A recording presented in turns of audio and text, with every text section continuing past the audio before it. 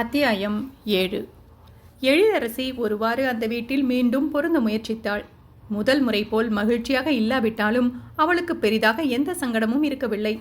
இரவிலும் இரு குழந்தைகளையும் நடுவில் விட்டுக்கொண்டே படுப்பதால் அவள் பாட்டிற்கு நிம்மதியாக தூங்கிவிடுவாள். என்ன ஒரே வித்தியாசமாக காலையில் அவள் எழுந்து பார்க்கும்போது ரித்தீஷ், அஸ்வந்த் இருவருமே ஜீவானந்தன் மேல்தான் படுத்திருப்பார்கள். இரவே தந்தையிடம் படுக்கிறேன் என அஸ்வந்த் ஜீவா அருகில்தான் படுப்பான். ரித்தீஷ் தான் எழிலரசியிடம் படுத்துக்கொள்வான். காலையில் எப்படியோ அதுவும் மாறிவிடும். அன்றும் அப்படித்தான். அவள் விழித்ததுமே பார்த்தது அந்த காட்சியைத்தான். அஸ்வந்த் ஜீவா மேலே ஏறி படுத்து கொண்டிருக்க அவன் கையில் ரித்தீஷ் படுத்திருந்தான். இரு மகன்களையும் அந்த தூக்கத்திலும் ஜீவா வாகாகத்தான் அணைத்திருந்தான். அந்த நொடி ஏன் இருவருமே தனக்கே பிறக்காமல் போய்விட்டனர் என்றுதான் எழிலரசிக்கு ஏக்கமாக இருந்தது. ஒரு பெருமூச்சுடன் அவள் கட்டிலிருந்து இறங்கி சென்றாள். அவள் ஃப்ரெஷ்ஷாகி வந்தபோதே ஜீவானந்தனும் எழுந்து விட்டான். ரித்தீஷையும் எழுப்பி விட்டிருந்தான். ரித்தீஷ் எழுந்து அமர்ந்திருக்க அஸ்வந்த் தூக்கம் கலையாதவாறு அவனை படுக்க வைத்துவிட்டே ஜீவா எழுந்தான். சில நாட்கள் லீவ் எடுத்துவிட்டு அன்றுதான் ரித்தீஷ் பள்ளிக்கு கிளம்புகிறான். அதுதான் சீக்கிரமே அவனை மட்டும் ஜீவா எழுப்பிவிட்டான். அப்பா 5 மினிட்ஸ் என ரித்தீஷ் கண்ணை கசக்கிக் கொண்டே மீண்டும் படுக்க போக, நான் ஃப்ரெஷ்ஷாகி வந்ததும் எழுப்பிடுவேண்டா என்று விட்டே ஜீவா எழுந்தான். சொன்னதைப் போலவே அவனை எழுப்பியும் விட்டுவிட்டான். போடா ஓடு, சீக்கிரம் கிளம்பு, அப்பாவை கூப்பிடு, வந்து குளிச்சு விடுறேன், நேரமாச்சு என்று ஜீவானந்தன் அவனை பெட்டிலிருந்து இறக்கியும் விட்டான். நன்றாக விழித்திருந்த ரித்தீஷோ அன்னையைத்தான் தேடினான். அம்மா எனக்கு ஹெல்ப் பண்ண மாட்டாங்களாப்பா?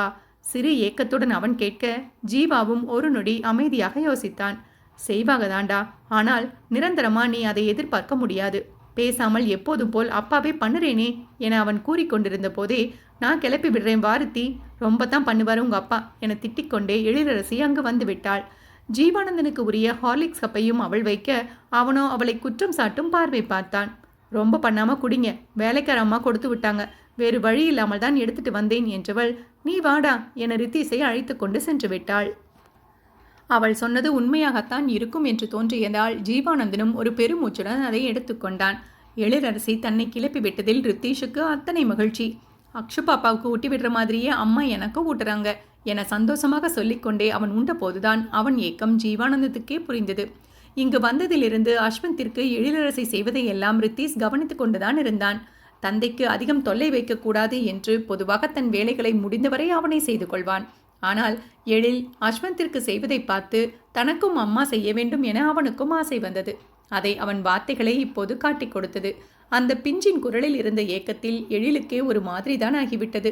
இனி அம்மா உனக்கும் எல்லாம் செய்யறேண்டா, இப்ப கிளம்பு என விளையாட்டு போலவே கூறி அவனை கிளப்பி விட்டாள் எழில்.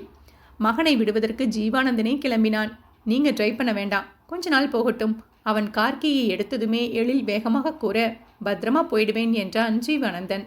கொஞ்ச நாள் வேண்டாமே ப்ளீஸ், சற்றே கெஞ்சலாக அவள் கேட்டதில் அவனால் மறுக்க முடியவில்லை. டிரைவர் கூட்டிகிட்டே போகிறேன், அக்ஷுவுக்கு அங்கேயே சீட் கிடைக்குமான்னு கேட்டுட்டு வரவா?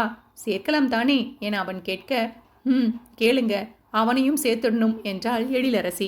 அவன் யூகேஜி முடிக்கிற வரைக்கும் இங்கே இருப்பியா, இல்லை உன் வீட்டுக்கு போனதும் பார்த்துக்கிறியா? யோசிச்சு சொல்லு, அவனை குழப்ப வேண்டாம். என் வீட்டுக்கே போனாலும் இதே ஸ்கூலுக்கு தொடர்ந்து அனுப்பிடுவேன் என அவள் சிடுசிடுவென கூற, அப்பா அம்மா கோபப்படுறாங்க என மேடை ரகசியம் பேசினான் ரித்தீஷ்.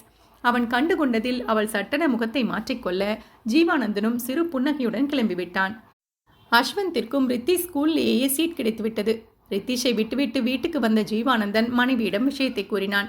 ஃபீஸ் எல்லாம் கட்டிட்டேன், புக்ஸ் யூனிஃபார்ம் எல்லாம் ஒரு வாரத்துக்குள்ளே கொடுத்துடுவாங்க. அதுக்கப்புறம் அவனும் ரித்தீஷுடன் போகலாம்.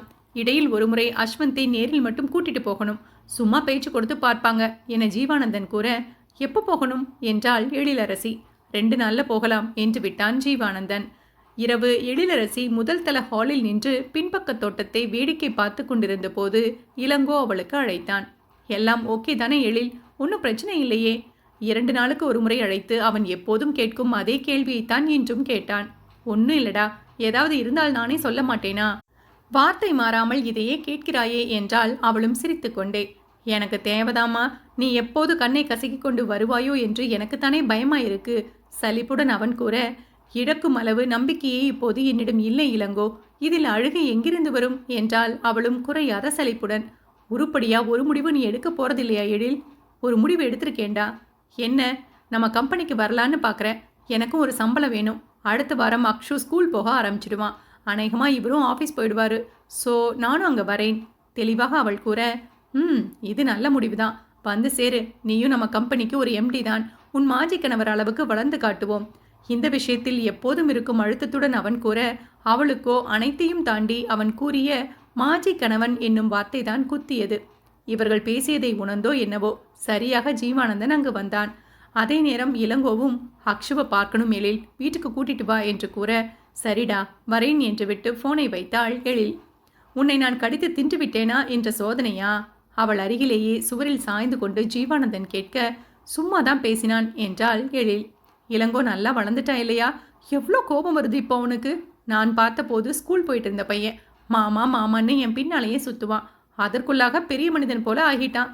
ரொம்ப தான் உலகம் வேகமாக சுத்துது போல. அவளை நேராக பார்க்காமல் வேறு எங்கோ பார்த்து கொண்டு ஏதோ நினைவுகளுடன் பேசியவனை பார்க்கும் பொழுது அவளுக்கு என்னவோ போல் இருந்தது. அவளும் சக்தியும் இளங்கோவை பார்ப்பது போலவே அவனும் பார்க்கிறானே. அவன் வைத்த அன்பில் எந்த மாறுதலும் இல்லையே. அப்படி என்ன என்னை தோற்கடித்து விட வேண்டும் என்று அவனுக்கு வெறி எழில். என்னை விட தொழிலில் உயர்வதுதான் அவன் லட்சியமாமே. நான் டார்கெட்டான காரணம்தான் என்ன? உண்மையாகவே பதில் தெரியாமல் தான் அவன் கேட்டான். அவளும் மெதுவாக அவனுக்கான பதிலை கூறினாள். நினைத்தேன் என்றவன் முகத்தில் இப்போதும் புன்னகைதான். கோபத்தின் சாயல் எல்லாம் சுத்தமாக இல்லை. உங்களை தொழிலில் எதிர்க்கிறான் என்று அவனை எதுவும் பண்ணிட மாட்டீங்களே? எதற்கும் முன்னெச்சரிக்கையாக அவள் கேட்க, இப்போது அவளை ஜீவானந்தன் நேராக பார்த்தான். அவன் முன்னேற்றத்தில் எனக்கு ஒரு பிரச்சனையும் இல்லை எழில். பட் என்னை வீழ்த்த நினைத்தால் அது எந்த கொம்பனாலும் முடியாது. அழுத்தம் திருத்தமாக கூறியவன் குரலில் இப்போது சுத்தமாக மென்மை இருக்கவில்லை. அந்த மங்கிய வெளிச்சத்தில் ஒளிந்த அவன் கண்களின் பளபளப்பு அவளை லேசாக பயமுறுத்தத்தான் செய்தது. எப்போதாவதுதான் இது போன்ற அழுத்தம் அவனிடமிருந்து வெளிப்படும். ஒவ்வொரு முறையும் அவள் சற்றே பயந்துதான் போவாள். அப்போதெல்லாம் சட்டென அவளை அணைத்து அவனை சமாதானம் செய்து விடுவான். இப்போதோ அவள் யோசித்துக் கொண்டிருந்த போதே அவள் அவன் கைகளுக்குள் தான் இருந்தாள். சாரி எழில், தொழிலதிபர் ஜீவானந்தன் வேறு. அவனிடம் உன் கணவனை எதிர்பார்க்காதே என்றவன் குரலில் நல்ல வேளையாக அவள் நந்து மீண்டிருந்தான். ஒரு ஆழ்ந்த மூச்செடுத்து கொண்டவள் அவனை விட்டு விலகிவிட்டாள். உங்களை புரிந்து கொள்ளவே முடியாது. சலிப்புடன் அவள் புலம்ப, என்னை புரிந்து கொள்ள நீ இன்னொரு பிறவிதான் எடுக்க வேண்டும் எழில் என்றான் ஜீவா. மற்றொரு பிறவியும் உங்களுடனா? வேண்டவே வேண்டாம். ஏதோ குழப்பத்தில் அவள் வார்த்தைகளை விட்டாள். அவள் கூற்றில் மெலிதாக சிரித்தவன், எனக்கும் வேண்டாம். போதும், இதற்கு மேல் எதையும் என்னாலும் தாங்க முடியாது. கல் இதயமாக பிறக்காமல் போய்விட்டேன். சாதாரண நிலையை விட என் இதயம் சற்றே பலவீனமானது வேறு. இன்னொரு பிறவியை எல்லாம் தாங்காது. பெருமையாக பேசியவன் அவளை இப்போது நேராக பார்த்தான். அவள் கண்களுக்குள் ஏதோ தேடி தோற்றுப்போனவன், நீ ஆசைப்படுவது போலவே உனக்கு வேறு நல்ல பையன் அமையட்டும் எழில். ஒன்று மட்டும் சொல்கிறேன், வருபவனை மனதார உண்மையாக நேசிக்கிறாயா என்று உறுதி செய்து கொண்டு வாழ்க்கையை தொடங்கு. இல்லை என்றால் கஷ்டமாகிவிடும் என்றவன், தூங்கலாமா என தொடர்ந்து கேட்க, அத்தனை நேரம் அவன் பேசிய லட்சணத்தில் அதிர்ந்து நின்றிருந்தவள் அப்போதுதான் நினைவுலகிற்கே மீண்டாள். இவனிடம் பேசி போராடுவதற்கு அமைதியாக படுத்து விடலாம் என்று தோன்றிவிட அவளும் அறைக்கு வந்து தன்னிடத்தில் படுத்துவிட்டாள். அமைதியாக படுத்து விட்டாலே ஒழிய அவளுக்கு சுத்தமாக தூக்கமே வரவில்லை. அவன் இதயம் பற்றி பேசியது, அவள் கல்யாணம் பற்றி பேசியது என அனைத்தும் சேர்ந்து அவளை குழப்பிக் கொண்டேதான் இருந்தது. அவளை இத்தனை குழப்பி விட்டவனோ மாத்திரையை போட்டுக்கொண்டு நிம்மதியாக தூங்கிவிட்டான். அவன் தன் நிம்மதியின் இருப்பிடம் உணர்ந்திருந்தவன், அவள் உணர விரும்பாதவள். அதுதான் அங்கு வித்தியாசமாகி போனது. அஸ்வந்தை ஸ்கூலுக்கு அழைத்து போக வேண்டும் என்று அன்று ரித்தீஷுடன் அனைவரும் கிளம்பினர். இந்த முறை நானே காரமொற்றேன், ஒன்றும் பிரச்சனை இல்லை என்று ஜீவானந்தன் அழுத்தமாகவே கூறிவிட்டான். அனைவரும் இருப்பதால் அவன் எந்த ரிஸ்க்கும் எடுக்க மாட்டான் என்பதால் எழிலரசியும் மறுக்கவில்லை. எழிலரசி முன்னால் ஏறிக்கொள்ள சிறுவர்கள் இருவரும் பின்னால் ஏறிக்கொண்டனர். ஸ்கூலில் ரித்தீஷை கிளாஸுக்கு அனுப்பிவிட்டு ஜீவானந்தனும் எழிலரசியும் அஸ்வந்துடன் பிரின்சிபலை பார்க்க சென்றனர். அவரும் அஸ்வந்திடம் சிறிது நேரம் பேச்சு கொடுத்தார். நல்லா பேசுகிறானே, நாங்கள் பார்த்துக்குறோம் சார், யூனிஃபார்ம் அளவு கொடுத்துட்டு புக்கு வாங்கிட்டு போயிடுங்க என அவர் கூறிவிட, தேங்க்ஸ் சார் என்று விட்டு இருவரும் கிளம்பினர். ஸ்கூல் வேலைகளை எல்லாம் முடித்துவிட்டு இருவரும் காரில் ஏற, உன் வீட்டுக்கு போகணுமா எழில்? இளங்கோ கூப்பிட்டான் போலையே என ஜீவானந்தன் கேட்க, போகணும், அக்ஷுவை பார்க்கணும்னு சொன்னான் என்றால் எழில். ஃபோன் போட்டு அவனை வீட்டுக்கு வர சொல்லு, உன் அப்பா அக்காவிடமும் சொல்லிடு என்றவன் பேசிக்கொண்டே காரை எடுத்து விட்டான். அவளும் அனைவருக்கும் ஃபோன் போட்டு சொல்லிவிட்டாள். அஸ்வந்தி ஏதோ பேசிக்கொண்டே வர இருவருக்கும் அவனுக்கு பதில் சொல்லவே பொழுது சரியாக இருந்தது. எழிலரசி வீட்டு வாசலில் காரை நிறுத்திய ஜீவானந்தன், ஈவினிங் ரித்தீஷை கூப்பிட வரும்போது வரவா, இல்லை தங்கிட்டு வருவது போல ஏதாவது பிளான் இருக்கா என கேட்க, ஈவினிங் வாங்க என அவள் சுருக்கமாகவே முடித்து விட்டாள். ஓகே பாய் என்று அவன் விடை கொடுக்க, நீங்க என தயக்கத்துடன் இழுத்தாள் எழில். அவள் கேட்க வருவது அவனுக்கும் புரிந்தது. எதுக்கு எழில், எல்லாரும் சங்கடப்படவா? உங்க அனைவருக்கும் நான் வில்லன் இல்லையா?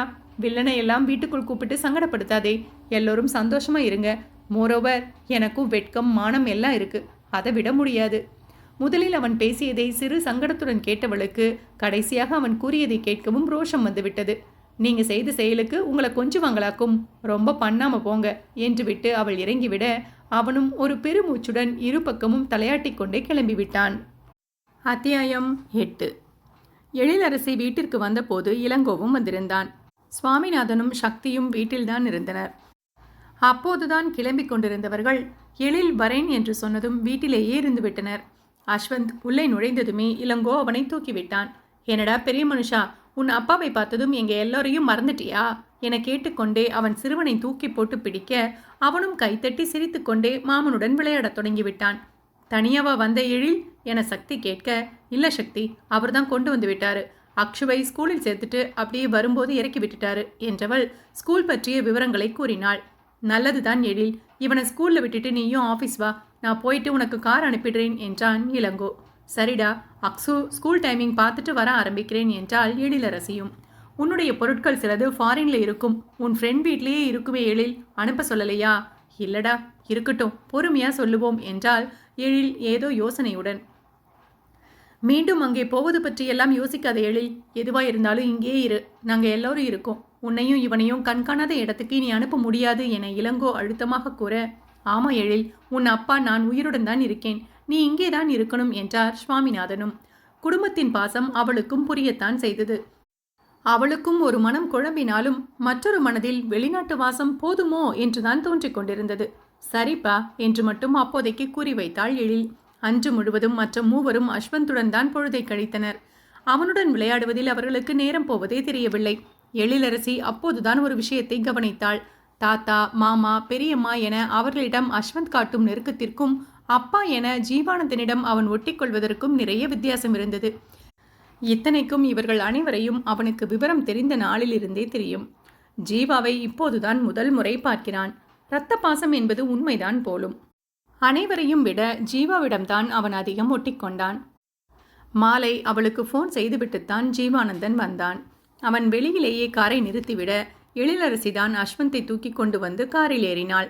அவள் ஒரு பக்கம் ஏற வீட்டு வாசலில் நின்றிருந்த இளங்கோ கண்கள் ஜீவானந்தனைத்தான் ஆராய்ந்து கொண்டிருந்தது. அவனும் இளங்கோவை பார்க்கத்தான் செய்தான்.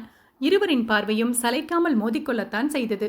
அப்பா என தன்மேல் வந்து விழுந்த மகனின் செயலில் கவனம் கலைந்து ஜீவா அவன் புறம் திரும்பிவிட்டான். குழந்தையை கொஞ்சிக் கொண்டவன் அவனை எழிலிடம் கொடுத்துவிட்டு காரை எடுத்து விட்டான். சக்தி உங்களை கேட்டதா சொல்ல சொன்னா என எழில் கூற அவளை திரும்பி பார்த்தவன், உன் வீட்டில் கொஞ்சமே கொஞ்சம் யோசிக்கும் திறன் உள்ள ஆள், நானும் கேட்டேன் என்று சொல்லிவிடு என்றான் ஜீவா. உங்களுக்கு சாதகமா பேசினால் மூளை இருக்கு, இல்லை என்றால் பைத்தியமா? கடுப்புடன் அவள் கேட்க, எனக்கு தெரிந்து சக்தி மட்டும்தான் தெளிவாக உன்னிடம் தன் வாழ்க்கையை வைத்து குழப்பிக்காதே என்று சொன்னதாக ஞாபகம். உனக்கு அம்மா இல்லாத குறையை தீர்ப்பதே அவங்க தானே, எனக்கு சப்போர்ட் செய்வதால் அவங்க பேச்சு நியாயம் இல்லை என்று ஆகிடுமா? நிதானமாக ஜீவானந்தன் கேட்ட கேள்விக்கு அவளிடம் பதில் இருக்கவில்லை. அவன் கூறியது உண்மைதான். அவளுக்கும் இளங்கோவிற்கும் நிச்சயம் சக்தி தாய் போல்தான். அவள் அவர்கள் விஷயத்தில் எந்த தவறும் செய்ய மாட்டாள்தான். அவள் சொல்வதை யோசிக்க வேண்டுமா? அதைத்தான் கணவனும் சொல்கிறான். கடைசியில் அவள் முட்டாள் போல ஆகிவிட என எரிச்சலுடன் முணுமுணுத்து கொண்டே அவள் அந்த பக்கம் திரும்பிவிட்டாள். வீட்டுக்கு போகும் வழியில் அவளுக்கு பிடித்த கடையில் நிறுத்தி ஜீவானந்தன் மூவருக்கும் ஐஸ்கிரீம் வாங்கி வந்தான். அஸ்வந்திடம் மட்டும் அவனுக்கு என்ன ஃப்ளேவர் பிடிக்கும் என்று ஜீவா கேட்க, சாக்லேட் என்றான் அஸ்வந்த். அப்பா, எனக்கும் தம்பிக்கு ஒரே டேஸ்ட் என ரித்தீஷ் குதூகலிக்க ஜீவானந்தன் சிரித்துக்கொண்டே இறங்கி சென்று விட்டான். எழிலரசிக்கு மேலும் மனம் சுருங்கி போனது. அவள் கணவனுக்கும் அதே ஃப்ளேவர் தானே பிடித்து தொலையும். மீண்டும் வந்த ஜீவா சிறுவர்களிடம் அவர்களுக்கு வாங்கிய சிறிய கோனை கொடுத்துவிட்டு எழிலரசியிடம் அவளுக்கு பிடித்த பிளாக் கரண்ட் ஃப்ளேவரை கொடுத்தான். அப்பா உனக்கு என அஸ்வந்த் கேட்க, எனக்கு வேண்டாண்டா, நீங்க சாப்பிடுங்க என்று விட்டு ஜீவா காரை எடுத்தான். சிறுவர்கள் இருவரும் பின் சீட்டில் அமர்ந்து சாப்பிடத் தொடங்கிவிட தன்னுடையதை பிரித்த எழில், ஒருவாய் சாப்பிடுங்க என எந்த உணர்வும் இல்லாமல் கூறிக்கொண்டே அவன் முன் கையை நீட்ட, என மறுப்பாக தலையசைத்தவன், எப்போதும் போல் கொடுப்பதென்றால் சாப்பிடுகிறேன் என்று கூற அவள்தான் ஒரு நொடி திகைத்து விழித்தாள். அவனோ அவளை திரும்பி பார்த்து, கிடைக்குமா என்று கேட்டு வேறு வைக்க அவன் உதட்டின் ஓரம் துடித்து கொண்டிருந்த கிண்டல் சிரிப்பு அவளுக்கு ஏதேதோ நினைவுகளை கிளப்பியது. அதில் எல்லாம் மறந்து சட்டென முகம் சிவந்துவிட, நீங்க ஒன்றும் சாப்பிட வேண்டாம், உங்களுக்கு ஒத்துக்காது என சிறு படபடப்புடன் கூறியவள் அதற்கு மேல் அவன் பக்கம் திரும்பவே இல்லை. சில நிமிடங்களே ஆனாலும் திடீரென வெளிவந்த அவள் பழைய நந்துவை அவளால் சுத்தமாக எதிர்கொள்ள முடியவில்லை. கருகி அழிந்து விட்டது என்று அவள் நினைத்து கொண்டிருந்த காதல் பூ நான் அழியும் ரகம் இல்லை என ஒரு நொடியில் உணர்த்திவிட்டு சென்றதோ? தங்கள் நிறுவனத்திலிருந்து கிளம்பிய சக்தி அன்று நேராக வீட்டிற்கு போகாமல் கோவிலுக்கு வந்திருந்தாள். கடவுளை தரிசித்துவிட்டு வந்தவள் ஒரு பக்கம் பிரசாதம் கொடுத்து கொண்டிருக்க அங்கே சென்றாள். ஒரு வயதான பெண்மணிதான் நின்று பிரசாதம் கொடுத்து கொண்டிருந்தார்.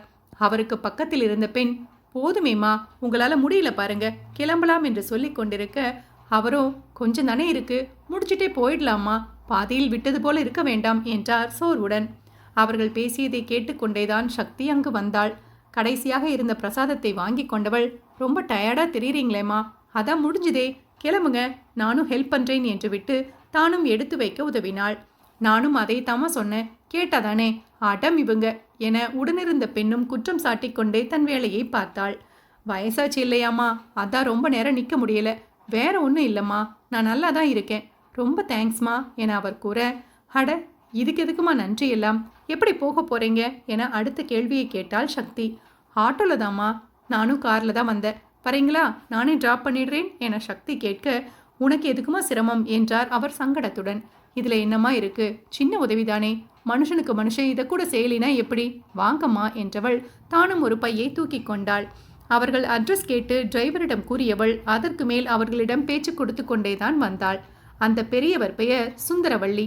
உடன் வந்திருந்தது அவருடைய பக்கத்து வீட்டு பெண்தான். அவருக்கு ஒரே மகன் மட்டும்தான். வருடத்திற்கு ஒரு முறை இதுபோல் தன் கையால் பிரசாதம் செய்து கொடுப்பது அவர் வழக்கம்தான். இந்த முறைதான் கொஞ்சம் கால்வலி அதிகமாகிவிட்டது என்று தன்னை பற்றி அனைத்தும் கூறினார் சுந்தரவள்ளி. அவர்கள் வீட்டில் கார் நின்றபோது, உள்ள வாயேன்மா, ஒரு காஃபி குடிச்சிட்டு போகலாம் என சுந்தரவள்ளி கூப்பிட, சக்தியும் எதுவும் பந்தா பண்ணாமல் இறங்கி வந்தாள். அவர்களுடன் வந்த பெண் நேரமாகிவிட்டது என்று தன் வீட்டிற்கு சென்று விட்டாள். இரட்டை படுக்கையறை கொண்ட அழகான வீடு அது. சற்றே விசாலமாக நன்றாக இருந்தது. உட்காருமா, நான் காஃபி போட்டுட்டு வரேன் என சுந்தரவள்ளி கூற, சும்மா உட்காந்து என்னமா செய்யறது, நானும் வரேன், இன்று ஒரு நாள் என் காஃபி குடியுங்களேன் என்றவள் தானும் அவருடன் எழுந்து சென்றாள். அவர் காஃபி பொடி, பால் அனைத்தும் கொடுக்க அவளும் சூடாக ஃபில்டர் காஃபி போடத் தொடங்கினாள். ஃபில்டரில் பொடியை போட்டு வெந்நீரை ஊற்றியவள் மற்றொரு அடுப்பில் பாலை வைத்தாள். உங்கள் பிள்ளை வீட்டில் இருக்க மாட்டாராமா என அவள் கேட்க, வரும் நேரம்தான் சக்திமா, இப்போ வந்துடுவான் என்றார் அவர். அதே நேரம் தன் வீட்டு வாசலில் நின்ற காரை குழப்பத்துடன் பார்த்த ராகவனுக்கு அது சக்தி கார் என நினைவு வந்துவிட்டது. அட, சக்தி இங்கே இருக்காளா, அவளுக்கு நம்ம வீடு எப்படி தெரியும் என குழம்பியவன் தன் பைக்கை நிறுத்திவிட்டு சற்றே வேகமாக உள்ளே வந்தான். அங்கு சமையலறையில் சக்தியும் சுந்தரவள்ளியும் சேர்ந்து ஏதோ சிரித்து பேசிக்கொண்டே காஃபி போட்டுக்கொண்டு நின்றிருந்ததை பார்த்து ஒரு நொடி கனவுதான் காண்கிறோம் என்றே அவனுக்கு தோன்றிவிட்டது. நன்றாக கண்களை கசக்கிக் கொண்டவன் கையை வேறு அழுத்தமாக கிள்ளி பார்த்து கொள்ள, அதற்குள் சுந்தரவள்ளி அவனை கவனித்து விட்டார். என்னடா பண்ணுற என அவனை ஆராய்ந்து கொண்டே அவர் கேட்டதில் சக்தியும் திரும்பினாள். ராகவனை பார்த்ததும் அவளுக்கு ஆச்சரியம்தான். ராகவன், நீங்க எப்படி இங்கே என அவள் கேட்க, இது நான் கேட்க வேண்டிய கேள்வி சக்தி மேடம் என்றான் அவன் சிரித்து கொண்டே. அவனையும் சுந்தரவள்ளியையும் மாறி மாறி பார்த்தவளுக்கு மெதுவாக புரிந்தது. நீங்க தான் சுந்தரி அம்மா மகனா? எப்படியோ சுத்தி சுத்தி உங்களுக்கு ஃபேமிலி ஃப்ரெண்ட் ஆகிட்டேன் என்றவள் சூடாக இருந்த பாலில் அவனுக்கும் காஃபி கலந்தாள்.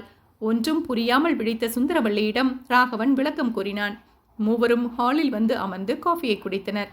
ரெஸ்ட் எடுங்கம்மா, அடுத்த முறை ஏதாவது செய்வதானால் என்ன கூப்பிடுங்க, நான் ஹெல்ப் பண்ணுறேன், தனியாக கஷ்டப்படாதீங்க என்றவள் பார்த்துக்கோங்க ராகவன் என்று கூறிக்கொண்டே எழுந்து விட்டாள்.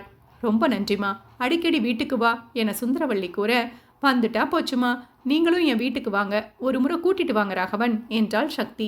பேசிக்கொண்டே மூவரும் வெளியே வந்திருந்தனர். வரேன்மா என்று விட்டு சக்தி கிளம்பி சென்று விட, நல்ல பெண் ராகவா என்று கூறிக்கொண்டே உள்ளே வந்தார் சுந்தரவள்ளி. நீயும் சக்தியும் இப்படி மீட் பண்ணுவீங்கன்னு நான் நினைக்கவே இல்லைம்மா. தற்செயலாதான் பார்த்தேன்பா, எனக்கு உதவி இருக்க வேண்டிய அவசியமே இல்லை. ஆனால் வீடு வரை வந்து இறக்கிவிட்டால் பாவம். சக்தி போன்ற ஆட்களும் நம்மை சுற்றி இருப்பதால் தான் தைரியமாக சுற்றவே முடிகிறது. அவர் பாட்டிற்கு சக்தியை பாராட்டி தள்ளியதில் ராகவனுக்குத்தான் பெரும் மகிழ்ச்சியாக இருந்தது.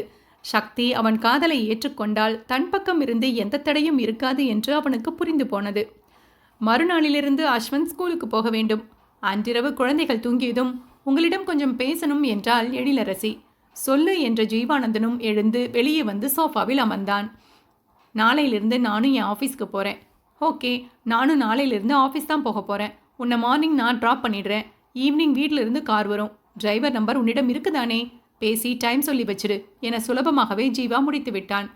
இளங்கோ வேறு கார் அனுப்புகிறேன் என்று சொல்லியிருந்தான். இதற்கு ஒரு வாக்குவாதம் வேண்டாம் என்று அந்த பேச்சை எழில் அப்படியே விட்டுவிட்டாள். மாதம் மாதம் நான் பணம் தந்துடுறேன் என அவள் மெதுவாக கூற, எதுக்கு என்றான் ஜீவானந்தன் புருவங்கள் நெறிய. அவனுக்கு தெரியாமலா இருக்கும்? வேண்டுமென்றே கேட்கிறான் என அவளுக்கும் புரிந்தது. அவனை நிமிர்ந்து பார்த்தவள், எனக்கு உங்கள் பணம் வேண்டாம் என்று நிமிர்வாக கூற, அவனோ சம்பந்தமே இல்லாமல் மெலிதாக தலையாட்டி சிரித்து கொண்டான். 10 பைசா உன்னிடமிருந்து வாங்க மாட்டேன் எழில். நீ உன் கம்பெனியில் எவ்வளவு வேண்டுமானாலும் சம்பாதித்துக்கொள். அதை எப்படி வேண்டுமானாலும் செலவு செய்து கொள். ஆனால் என்னிடம் உன்னால் 1 ரூபாய் கூட கொடுக்க முடியாது. என்னுடன் இருக்கும்போது நீ சம்பாதித்துத்தான் நீயும் அச்சுவும் சாப்பிட வேண்டும் என்றால் நான் வெறும் பிணம் என்றுதான் அர்த்தம். இப்போதைக்கு நான் சாக தயாராக இல்லை. சோ இந்த பேச்சு வேண்டாம். இப்போதும் அவளால் தான் பதில் சொல்ல முடியாமல் போனது. இவனிடம் விடை தெரியாமல் விழிப்பதே வேலையாகி போய்விட்டதே என எரிச்சலாக இருக்க அவனை கோபத்துடன் பார்த்தவள், இந்த பதிலை சொல்ல என்ன சிரிப்பு வேண்டி கிடக்கு என தனக்கு கிடைத்ததை வைத்து காய்ந்தாள். என்னமா செய்வது? இப்படி என்னை பற்றி ஒன்றுமே தெரியாமல் எப்படி குடும்பம் நடத்தி பிள்ளை பெற்றாய் என்று நினைத்தாலே சிரிப்புதான் வருகிறது. ஏகத்திற்கும் கிண்டலாக அவன் பேச அவளோ மேலும் அவனை முறைக்கத்தான் செய்தாள். ஏன் தெரியாமல்? நல்லாவே தெரியும். எதிரில் இருப்பவர் வாயை அடைப்பது போல் நல்லா பேச தெரிந்தவர். தேவைப்பட்டால் என்ன பொய் வேண்டுமானாலும் சொல்லக்கூடியவர். எதையும் மறைக்கக்கூடியவர். போதுமா? சிடுசிடுப்பாக அவள் கேட்க, எல்லாமே தப்பு என்றான் அவன் பட்டென. இதெல்லாம் உனக்கு புரியாதது பிரச்சனை இல்லை எழில். மிக முக்கியமாக உனக்கு புரிந்திருக்க வேண்டிய என் காதலே புரியவில்லையே. அதை புரிய வைக்கவே எனக்கு துப்பில்லாத போது இதெல்லாம் ஒன்றுமே இல்லை. என்ன வேண்டுமானாலும் நினைத்துக்கொள். எனக்கு ஒன்றுமே இல்லை. நீ என் மனைவியாக இருக்கும் வரை நம் இருவர் சம்பந்தப்பட்ட சில விஷயங்கள் மட்டும் மாறாது. நான் மாறவும் விடமாட்டேன். இப்போ தூங்கு. குட் நைட் என்றவன் ஒரு மெல்லிய புன்னகையுடன் அவள் தலையை மட்டும் கோதி கொடுத்துவிட்டு சென்று விட்டான். அவனது இந்த செயல் வேறு அவளை ஏதோ செய்து தொலைத்தது. அவன் எப்போதுமே இதுபோல் செய்வதுதான். அவர்கள் காதலித்த நாளிலிருந்து நடக்கும் செயல். அவள் அலைப்புறுதலில் இருக்கும் போதெல்லாம் மெலிதாக அவள் தலை கோதி விடுவான். அதிலேயே அவள் மனம் சமாதானமாகிவிடும். என்ன, அப்போது சில இதழ் ஒற்றல்களும் நடக்கும். இப்போது மீண்டும் மருத்துவமனையில் பார்த்ததிலிருந்து அதிகபட்சமாக அவன் அவளை தீண்டுவதே இந்த தலைகோதலில் மட்டும்தான். அந்த சின்ன செயலில் அத்தனை காதலை அவள் மனம் உணர்ந்த போது அவள் பெரிதாக தவித்துத்தான் போனாள். அத்தியாயம் 9. மறுநாளிலிருந்து ஜீவானந்தன் எழிலரசி இருவருமே வேலைக்கு போகத் தொடங்கினர். ஜீவானந்தன் சொன்னது போலவே காலையில் மூவரையும் இறக்கிவிட்டுத்தான் அலுவலகத்திற்கு சென்றான். ரகுவரன் எந்த பிரச்சனையும் இல்லாமல் அனைத்தையும் நன்றாகவே பார்த்திருந்தான். தேங்க்ஸ் ரகு, நீ பெரிய சப்போர்ட் என ஜீவா மனதார அவனை பாராட்ட, இது என் வேலைதான் சார் என்றான் அவனும் சிறு புன்னகையுடன். தான் இல்லாத போது நடந்த அனைத்தையும் ஜீவானந்தன் சரி பார்த்து முடித்து விட்டான். புதிதாக வேலைக்கு எடுத்திருந்தவர்களையும் நேரில் பார்த்து அவர்களுக்கும் தன் பங்குக்கு சில வேலைகளை கொடுத்தான். மாலை நேரம் வரை ஆகிவிட ஜீவானந்தனோ நேரத்தை பார்க்காமல் வேலையில் மூழ்கியிருந்தான். ரகுவரன் தான் வந்து அவனது வேலையிலிருந்து மீட்டெடுத்தான். சார் போதும், நேரம் ஆச்சு, ஒரே அடியா ஸ்ட்ரெயின் பண்ணாதீங்க என ரகுவரன் கூற, டோன்ட் ஒரி ரகு, இந்த ஸ்ட்ரெயின் எல்லாம் பாதிக்கும் அளவு நான் வீக் இல்லை. எனிவே தேங்க்ஸ், கிளம்புறேன் என்றவன் லேப்டாப்பை மூடிக்கொண்டே எழுந்து விட்டான். கிளம்பும் முன் எழிலரசிக்கு அழைத்தவன், வீட்டுக்கு போயிட்டியா என்று கேட்க, வீட்டில் தான் இருக்கேன் என்று அவள் பதில் சொன்னதில் அவனும் நேராக வீட்டிற்கே சென்றான். அஸ்வந்திற்கு மட்டும் சற்று சீக்கிரமே பள்ளி முடிந்துவிடும் என்பதால் அவனை அழைத்து கொண்டு அதே நேரத்தில் வீட்டிற்கு வந்து விடுகிறேன் என்று எழிலரசி ஏற்கனவே சொல்லியிருந்தாள். இந்த பழக்கம் எல்லாம் அப்படியே பழகுவதற்கு அவர்களுக்கும் சில நாட்களானது. மாலை ஜீவா வந்துவிட்டால் குழந்தைகள் இருவரும் அவனிடம் சென்று விடுவார்கள். ரித்திஷாவது அம்மா என்று எழிலிடம் வருவான். அஸ்வந்த் கேட்கவே வேண்டாம், எப்போதும் அப்பா புராணம்தான். அப்படி இருவரும் என்னதான் பேசி விளையாடுவார்களோ. அவர்கள் தனி உலகிற்குள் எழிலரசியால் நுழையவே முடியாது. இத்தனை வருடம் வளர்த்த அவளை விட அப்படி என்ன ஜீவா அவனுக்கு பெரிதாக போய்விட்டான் என அவளுக்கு கோபம் கூட வரும். ஒரு நாள் இரவு மகனை சாப்பிட அழைக்க வந்தவள், அப்பா கிட்ட கொடுமா, நந்துப்பா ஊட்டுவாரு என மகன் கொடுத்த பதிலில் சற்றே பொறுமையிழந்து கத்தித்தான் விட்டாள். ஏண்டா, இத்தனை வருஷமா உன் அப்பா தான் போட்டாரா? ரொம்ப ஓவரா பண்றடா. என்னவோ அவர் தவமிருந்து பெற்ற ஒரே பிள்ளை மாதிரி நீயும் ஒரு பிள்ளை, அவ்வளவுதான். எழில், அவள் பேசி முடிக்கும் போதே ஜீவானந்தன் கோபத்துடன் கத்திவிட்டான். குழந்தையிடம் போய் என்ன பேசிக் கொண்டிருக்கிறாய்? உனக்கே ஒன்றும் முழுதாக தெரியாது. நீ இஷ்டத்துக்கு என்ன வேண்டுமானாலும் முடிவு செய்வது உன்னோடு. அதை அப்படியே குழந்தை தலையில் கொட்டுவாயா? அதுவும் என்ன மாதிரியான வார்த்தைகள்? மனசாட்சி என்பதே இல்லையாடி? ஜீவா கோபத்துடன் தான் கத்த ஆரம்பித்தான். ஏனோ முடிக்கும் போது அவன் குரல் ஆற்றாமையுடன் தான் ஒலித்தது.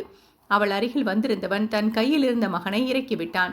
அண்ணா ஹோம்ஒர்க் செஞ்சிட்டு இருக்கான் அக்ஷு, அவனையும் கூட்டிட்டு கீழே போ, நாங்களும் வரோம் என ஜீவா மென்மையாகவே கூற அவனும் தகப்பன் சொல்லை தட்டாமல் பக்கத்து அறைக்கு ஓடிவிட்டான். அங்குதான் ரித்தீஷ் ஹோம்ஒர்க் செய்து கொண்டிருந்தான். அவன் சென்றதும் நிதானமாக மனைவி முகத்தை பார்த்தவன், சோ அக்ஷு வளர்ந்ததும் என்னை பற்றி இதைத்தான் சொல்லப் போகிறாய் இல்லையா என அவள் கண்களை பார்த்து கேட்க, நான் ஒன்று இல்லாததை சொல்லலையே என்றாள் அவளும் வீம்புடன். அவள் பதிலில் அவன் முகம் பெரும் கோபத்துடன் இறுகி போயிற்று. என்ன கஞ்சாவி வேணுனாலும் யோசிச்சுக்கோ, அதற்கும் எனக்கும் அவனுக்கும் இருக்கும் பாசத்துக்கும் என்ன சம்மதம் எழில்? நான் அவன் மேல் எத்தனை பாசம் வைத்திருக்கிறேன் என்று நீ பார்த்ததே இல்லையா? கைக்குழந்தையாக பிரிந்தவனை இப்போதுதான் மீண்டும் பார்க்கிறேன். என் வழி உனக்கு புரியவே இல்லையா? இல்லை வேண்டுமென்றே வலிக்க வைத்து ரசிக்கிறாயா? அவன் குரலிலும் பார்வையிலும் கூடிக்கொண்டே போன அழுத்தம் வேறு அவளுக்கு ஒருவித பயத்தை கிளப்பியது. பெரிய பாசந்தான், ஒரு முறை அவனை பார்க்க முயற்சிக்க கூட இல்லை. இழுத்து பிடித்த கோபத்துடன் அவள் திணறிக்கொண்டே பேசியதில் ஜீவாவும் தன்னை கட்டுப்படுத்தி கொண்டான். எந்த அர்த்தமும் இல்லாத உறவை என் உணர்விற்காக சுயநலமா பிடிச்சு வைக்க நான் விரும்பல எழில். அர்த்தமற்ற காதலும் வாழ்க்கையும் அப்படியே போகட்டும் என்றுதான் விட்டேன். அதற்காக நான் வைத்த காதலும் அன்பும் என்றுமே பொய்யாகாது. எப்போதும் போல் இது உனக்கு சரியாக புரிய போவதும் இல்லை. இப்போதைக்கு சாப்பிடுவோம் வா. நிலையை இலகுவாக்கி அவனே அவள் கையை பிடித்து அழைத்து சென்றான். அவள் ஒன்றும் யோசித்து புரிந்து கொள்ளப் போவதில்லை என்றுதான் ஜீவா நினைத்தான். ஆனால் எழில் யோசித்தாள். அவளுக்கு புரிந்ததெல்லாம் ஒன்றே ஒன்றுதான். அவள் மீது அவன் வைத்த காதலும் மகன் மீதான அவன் அன்பும் மாறவே மாறாது என்கிறான். உண்மைதானோ என அவளுக்கும் தோன்றத்தான் செய்தது. சனிக்கிழமை காலை இளங்கோவிற்கு அழைத்தாள் வாசுகி. இன்னைக்கு ஈவினிங் ஃப்ரீயாடா, வெளியில போகலாமா என அவள் கேட்க, மேடம் என்ன சொல்லிட்டு வரப்போறீங்க என்றான் இளங்கோ. என் கிளாஸ்மேட் சரஸ்வதிக்கு இன்னைக்கு பர்த்டேடா, இன்வைட் பண்ணியிருந்தாள். அங்கேயே டின்னர் முடிச்சுட்டு வரேன் என்று அண்ணா கிட்ட சொல்லிட்டேன். அங்கிருந்து சீக்கிரம் கிளம்பிடலாம். கொஞ்ச நேரம் நாம் எங்காவது போகலாம் என வேகமாக தன் திட்டத்தை கூறினாள் வாசுகி. பாவண்டி உன் அண்ணன், இப்படி ஏமாத்திரையே என இளங்கோ கேட்க, இதெல்லாம் சும்மாடா, அண்ணாவை சீரியஸாக எல்லாம் நான் ஏமாற்றவே மாட்டேன். நான் வேணும்னா நீ அவரை சம்மதிக்க வச்சு தான் ஆகணும். அவன் கிண்டலாக கேட்டதற்கு அவள் நல்ல தங்கையாகவே பதில் கூறினாள். அப்போ உன் அண்ணா மறுத்துவிட்டால் என்னை கழட்டி விட்டுடுவியாடி? அவர் ஏண்டா உன்னை மறுக்க போறார்? நல்ல பிஸ்னஸ், கண்ணுக்கு லட்சணமா அழகா வேற இருக்க. உன்னை மறுக்க அவருக்கு என்ன காரணம் இருக்க போகுது? ஒன்றும் புரியாமல் அவள் கேட்க, ஒருவேளை காரணம் கிடைத்தால் என்றான் இளங்கோவும் ஏதோ யோசித்தவனாக. என்னடா காரணம்? உன் அக்கா எழிலரசியா என வாசுகி பட்டன கேட்டுவிட இப்போது இளங்கோதான் பெரிதாக அதிர்ந்து போனான். என்ன சொல்றே வசு? எல்லாம் நேர்ல சொல்றேன். சரஸ்வதி அட்ரஸ் அனுப்புறேன், ஈவினிங் வந்து சேருடா குழப்பம் பிடிச்சவனே என காய்ந்து விட்டு அவள் வைக்க இளங்கோவோ பெரிதாக குழம்பித்தான் போனான். அவளுக்கு என்ன தெரியும் என்று அவனுக்கு ஒன்றும் புரியவில்லை. அன்று முழுவதுமே இளங்கோ அதே குழப்பத்துடன் தான் சுற்றி கொண்டிருந்தான். மாலை கிளம்பும் முன் அவனை பார்க்க வந்த எழிலரசி கூட அவன் முகமாறுதலை கவனித்து கேள்வி கேட்டாள். மூஞ்சியை ஏண்டா இப்படி வச்சிருக்க? ஏதாவது பிரச்சனையா? ஒன்றும் இல்லையே, நல்லபடியே தானே வேலை நடக்குது என அவள் யோசிக்க அவனும் வேகமாக முகத்தை மாற்றிக்கொண்டான். ஒரு வயசு பையனுக்கு 1000 பிரச்சனை இருக்கும், அதையெல்லாம் உன்கிட்ட சொல்ல முடியுமா? கிளம்புமா, காத்து வரட்டும் என அவன் விளையாட்டாகவே முடித்துவிட, திமிர்டா உனக்கு என அவன் தலையில் கொட்டிவிட்டு சென்றாள் எழிலரசி. அன்று அதிசயமாக ஜீவானந்தனும் சீக்கிரமே வீட்டிற்கு வந்து விட்டான். என்ன அதுக்குள்ள வந்துட்டீங்க என ஹாலில் அவனை பார்த்ததுமே எழிலரசி கேட்க, இன்னைக்கு வீக்கெண்டு, வெளியில போக போறோம் கரெக்டாப்பா என்றான் ரித்தீஷ் குதித்து கொண்டே. ஆமாண்டா, சும்மா எங்கேயாவது போகலாம், எல்லோரும் கிளம்புங்க என்றவன் தானும் அவர்களுடன் மேலே வந்து விட்டான். அன்று அஸ்வந்த் ரித்தீஷ் இருவருக்குமே விடுமுறைதான். பெரியவர்கள் இருவரும் தான் வேலை இருந்ததால் ஆபீஸ் சென்று விட்டனர். வேலையால் கண்காணிப்பில் இருந்த இருவரும் அன்னையும் தந்தையும் சீக்கிரம் வரவும் குஷியுடன் கிளம்பிவிட்டனர். உடை மாற்றிக்கொண்டு மாலை சிற்றுண்டி சாப்பிட அனைவரும் ஒன்றாக அமர்ந்தபோது, நந்துப்பா பீச்சுக்கு போலாமா என்றான் அஸ்வந்த். ஜீவா ரித்தீஷை பார்க்க, அக்ஷுக்குட்டி என்ன சொன்னாலும் ஓகே தான்பா என அவன் நல்ல அண்ணனாய் தலையசைத்தான். பீச் என்றதுமே எழிலரசிக்குத்தான் ஒரு மாதிரி இருந்தது. அவர்கள் காதலின் தொடக்க புள்ளியாக அமைந்த இடமாயிற்றே. எதுவும் சொல்லி கணவனிடம் கொட்டு வாங்க தயாராக இல்லாதவள் அமைதியாகவே கிளம்பினாள். சிறிது நேரத்தில் நால்வருமே பீச்சுக்கு வந்துவிட்டனர். அஸ்வந்த் தண்ணி அருகில் வர பயப்பட, வா அக்ஷு, நான் வரேன் என அவன் கையை பிடித்து பெரிய மனிதன் போல் அழைத்துச் சென்றான் ரித்தீஷ். இருவரையும் பார்த்து சிரித்துக்கொண்டே ஜீவானந்தனும் அவர்களுடன் இணைந்து கொண்டான். எழில் அமைதியாக அமர்ந்து விட்டாள். சிறிது நேரம் குழந்தைகளை நீரில் விளையாட விட்டவன் அதற்கு மேல் ஒத்துக்கொள்ளாது என்று அழைத்து வந்து விட்டான். கொஞ்சம் சினுங்கினாலும் அவன் பேச்சை கேட்டுக்கொள்ளவும் அவர்கள் தவறவில்லை. நந்துப்பா விளையாடணும் என அஸ்வந்த் முகத்தை சுளிக்க, நம்ம வீடு கட்டலாம் என தம்பியை சமாதானம் செய்து ரித்தீஷை அமர வைத்து விட்டான். இருவரும் விளையாடத் தொடங்கிவிட, கால் நினைக்க வரியா என்று கேட்டுக்கொண்டே மனைவி முன் கை நீட்டினான் ஜீவா. அவனை ஏறிட்டு பார்த்தவள் அவன் கையை பிடிக்காமல் மறுப்பாக தலையசைத்தாள். கடல் என்னமா பாவம் செய்தது? வா, ஏன், உனக்கு பிடிக்குமே. மென்மையாகவே அவன் கூப்பிட்ட போதும் அவள் மறுத்துவிட்டாள். சரிதான் என அவனும் அவள் அருகில் அமர்ந்து விட்டான். கால் இரண்டையும் லேசாக நீட்டிக்கொண்டு எழில் அமர்ந்திருந்ததில் அவள் பாதங்கள் அவன் கண்களுக்கு விருந்தானது. அவனுக்கு பிடித்தமான அழகான அவள் மென் பாதங்களில் அவன் ரசிக்கும் கொலுசை மட்டும் காணவில்லை. அதை கவனித்துக் கொண்டவனும் அப்போதைக்கு அதை பற்றி பேசவில்லை. அம்மா, இங்க பாரே, இது நிற்க மாட்டேங்குது என்ற அஸ்வந்த் குரலில் எழிலரசி கவனமும் அவர்கள் புறம் திரும்பியது. அவர்களுக்கு உதவத் தொடங்கியவள் சிறிது நேரத்தில் தன்னையே அறியாமல் சிறுவர்களுடன் விளையாடத் தொடங்கிவிட்டாள். ஒரு சிறு பெண், பூ வாங்கிக்கோங்க அண்ணா என ஜீவானந்தனிடம் கேட்க, அவள் வைத்திருந்த சிவப்பு ரோஜாவை அவனும் வாங்கி கொண்டான். அவன் கொடுத்த அதிகப்படி பணத்தை வாங்கி கொண்ட அந்த பெண்ணும் தேங்க்ஸ் அண்ணா என்று விட்டு சென்று விட்டது. கையிலிருந்த ரோஜாவை மனைவியிடம் நீட்டியவன், வச்சுக்கோ எழில் என்றான் சாதாரணமாக. என்கிட்ட ஏன் தரீங்க? அவன் புறம் திரும்பி அவள் கேட்க, வேறு யாருக்குமா தருவாங்க? நீதானே என் காதலி, மனைவி எல்லாம். பிடி என்றவன் அவள் கையில் திணித்து விட்டான். வேறு வழியில்லாமல் அதை வாங்கி கொண்டவள் கணவன் முகத்தை ஆராய, எதிரில் தெரிந்த கடலை வெறித்து கொண்டிருந்தவன் முகத்தில் எந்த கள்ளமும் இருக்கவில்லை. அனிச்சை செயல் போல்தான் ரோஜாவை அவள் கையில் கொடுத்திருந்தான். அவளை வம்பிழுக்கும் நோக்கமோ மயக்கும் நோக்கமோ எதுவும் இருந்ததாக தெரியவில்லை. காதல் என்றால் நீதான், அதில் தனியாக சொல்லக்கூட எதுவும் இல்லை என்பது போல்தான் அவன் செயல் இருந்தது. இவர்கள் இருவருமே ஏதோ நினைவில் அமர்ந்திருக்க, சரியாக அதே நேரம் இளங்கோ வாசுகியும் அங்கு வந்தனர். முதலில் வாசுகிதான் ஜீவானந்தனை கவனித்தாள்.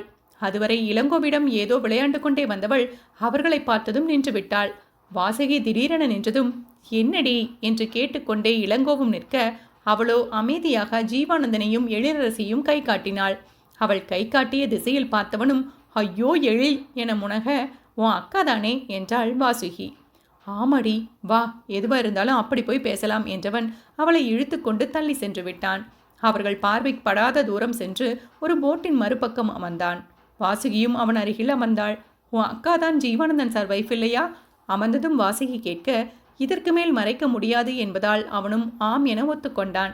ஏண்டா என்கிட்ட சொல்லல? நான் வேலைக்கு சேர்ந்த போதே அவரிடம்தான் சேர்ந்திருக்கிறேன் என்று தெரியும் தானே, அப்புறமும் ஏன் சொல்லல என அவள் படபடப்புடன் கேட்க, எல்லாம் நீயும் அண்ணனும் அவர் மேல் வைத்திருக்கும் பக்தியை பற்றிய பயம்தான் என்றான் இளங்கோ. முதலில் புரியாமல் யோசித்தவளுக்கு எழிலரசி கணவன் என இளங்கோ சொன்ன இடத்தில் ஜீவானந்தனை வைத்து பார்க்கும்போது புரிந்தது. உன் அக்காவுக்கு சார் துரோகம் செய்தாரா? நம்பவே முடியலடா. எங்களாலும் தான் நம்ப முடியல. ரொம்ப நல்லவர் என்று நினைத்தோம் வசு. முழு பூசணிக்காயை சோற்றில் மறைப்பது போல் செய்திருக்கிறார். அவன் ஆற்றாமையுடன் புலம்ப, அவளுக்கும் இப்போது என்ன சொல்வதென்று தெரியவில்லை. ஒரு பெண்ணாக எழிலரசி இடத்தில் நின்றுதான் அவளால் பார்க்க முடிந்தது. என்ன இருந்தாலும் அவர் சொல்லி இருக்கணும் இல்லையா இளங்கோ என அவள் கேட்க, அதுதான் அக்கா கோபமும் வசு. ரித்தீஷ் இருப்பது அவருக்கு லேட்டாக தான் தெரிந்தது என்றே வைத்து கொண்டாலும் தெரிந்த பின் சொல்லி இருக்கணும் தானே. திடீரென்று ஒரு நாள் வளர்க்கப் போகிறேன் என்று தூக்கிட்டு வந்தால் அவள் எப்படி தாங்குவாள்? பாவம், ரொம்பவும் நொந்து போயிட்டா. எனக்கும் கொலை வெறி. உன் எம்டி ஒன்றும் நீ நினைக்கும் அளவு நல்லவர் இல்லை வசு. எரிச்சலுடன் அவன் முடித்த போது அவளும் குழம்பித்தான் போனாள். இன்னமும் என்னால் நம்ப முடியலதான் இளங்கோ. நாங்கள் பார்த்த ஜீவா சார் ரொம்ப நல்லவர்டா. நாங்களும் அப்படித்தான் நினைத்தோம். ஆனால் ரித்தீஷை பார்க்கிறாய் தானே, அவர் தவறுக்கு வாழும் சாட்சியாக நிற்கிறான். என்ன செய்ய? சலிப்புடன் இளங்கோ புலம்ப, வாசுகியோ சற்றே எட்டி அவர்கள் இருந்த இடத்தை பார்த்தாள். சிறுவர்கள் இருவரும் விளையாண்டு கொண்டிருக்க, ஜீவாவும் எழிலும் சிறு புன்னகையுடன் அவர்களுடன் பேசிக் கொண்டிருந்தனர். பார்க்க என்னவோ அழகான குடும்பம் போல்தான் இருந்தது. ஆனால் அப்படி இல்லை என்னும் உண்மையை ஜீரணித்துக் கொள்வது கஷ்டமாகத்தான் இருந்தது.